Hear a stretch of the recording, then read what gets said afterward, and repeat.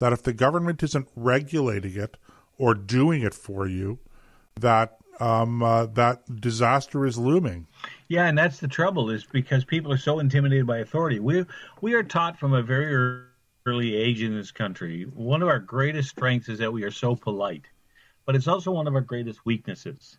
We don't have enough people who are willing to stand up to authority and insist that authority be legitimate.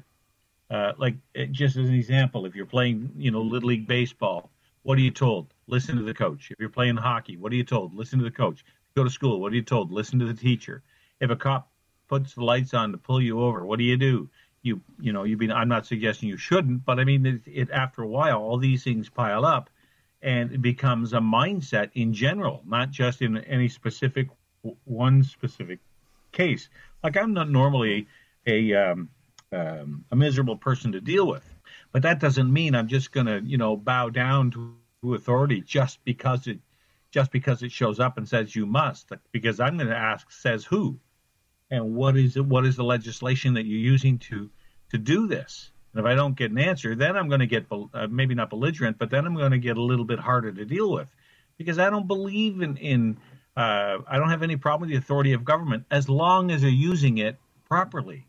As long as they're using it for peace, order, and good governance, not to instill some kind of tyranny on people in their daily lives.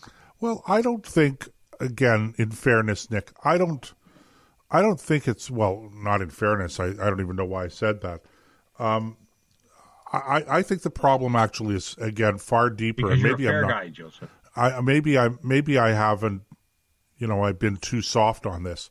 I don't think it's a question of obedience.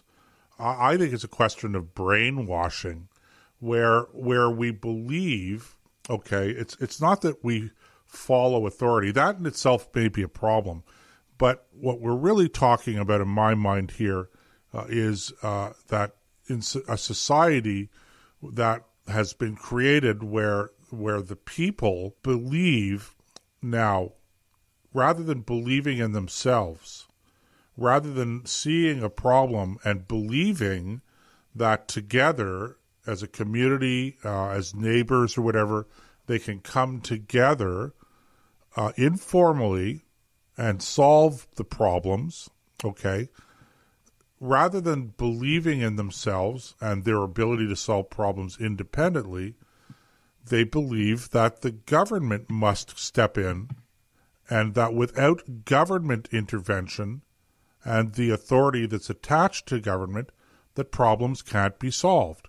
So, I mean, a good example, and I'm not saying that municipal governments shouldn't be looking after potholes and stuff like that, or problems with, but really when you come down to it, if you're the road outside of in your neighborhood is falling apart because there are large holes in it, there's really nothing, theoretically, there really ought to be nothing preventing you and your neighbors from getting together and saying, we're going to go and get some fill of some sort, some gravel, fill these holes in, and maybe we might even go to an asphalt plant and get a small load of asphalt and go around and fill these potholes. I mean, you could do that. Of course, I know the law prevents you from doing that today, but nobody would think about doing that, even if the law prevented you from doing it, because we've lost our capacity for saying, this is a problem, let's get together as private citizens and just solve the problem. Okay, just solve the problem. So, I mean, that's an example that I've just invented. So that's problem number one. Problem number two is, again, we believe that if the government isn't regulating it, that it's bad, that it's out of control, that there are no controls on it. Again, another good example is education. How often do we hear people say, gosh, the government, private education is bad. We have to have public education. The government has to have standards. And I'm thinking, okay, well, why do you need the government to have the standards? Why can't parents come together and insist on standards themselves of education? do we really believe that if the government wasn't insisting on educating your children, do we really believe that parents wouldn't find a way to come together and take that responsibility on themselves collectively? And of course, if you're in the private school, particularly a faith-based community private school environment, that's exactly what we do. We go, okay, well, public schools don't serve our needs, so let's come together as a community, as parents, and let's figure out how we're going to educate our children. Because I don't need the government. I'm not educating my children because the government tells me I have to educate my children. I educate my children, or I see to it that my children get a good education, because that's my responsibility as a parent, irrespective of what the government says or doesn't say or does or doesn't do. So I hear what you're saying, Nick, about our tendency, especially in this country, to submit ourselves, subordinate ourselves to the prevailing authority. That's an interesting phenomenon in and of itself. But the real problem for me is that we actually have taken away, we've suppressed, we've eliminated people's capacity to believe in themselves, to believe that they can solve problems without the big state, and indeed that they have a responsibility to solve problems themselves and amongst their local community and amongst themselves as neighbors. So that's number one. And number two, the idea that if somehow or the government isn't regulating it, that it's out of control and it's bad.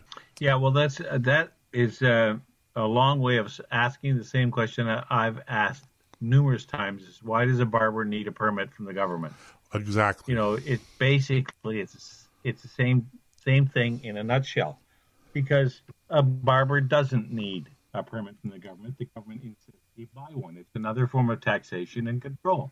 And again, it actually has its roots. This idea of everybody needing a permit goes back into Woodrow Wilson's regime, back in, when was he, in the, let's say, late 1910, in that area. And he was lobbied by the large meat packers that all these small little butcher shops couldn't possibly be safe. So he insisted that they brought down regulation on themselves, knowing everybody would have to comply. And what happened was a lot of the small shops couldn't meet the new standards and went out of business. There was nothing wrong. There was never any problem with the meat, because if you had a bad butcher, people figured it out in a real hurry, and he went out of business, or he changed his ways. It's the best regulation you can have is the free market, because if your product or service is no good, no matter what it is, you're not going to be in business long unless you change the way you conduct your affairs. So, bouncing ahead, now we have to have permits for everything: hairstylists, barbers, car salesmen. You run down the list. Plumbers. Why does a plumber need a permit? All the plumber has to know is that water runs downhill and how to drill a hole in a 2x6. Listen, Nick, you're going to I'm being a little simplistic, but you get my point.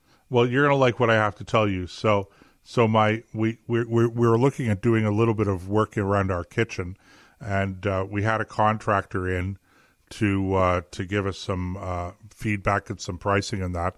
And during the conversation we were having with this contractor, my wife mentioned, we're thinking that we'd like to install an extra sink. We have one sink in our kitchen.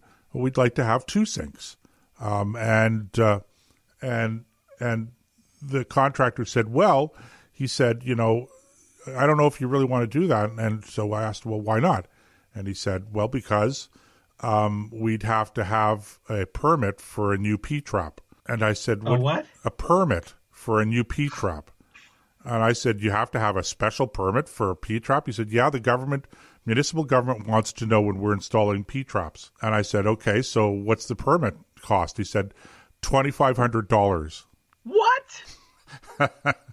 I knew I'd get a reaction. I know where I'd like to stick that P-trap. I said to him, listen, install it and report it to the government. I don't care. Why do I have to have a permit to do it? And even if I have to have a permit to do it, why do I have to pay $2,500 for the permit? I mean, really? You know what you say to them. Anyway, Honestly, I don't know whether they were yanking our chain or not, to be honest with you, Nick. But I just thought that was pretty good.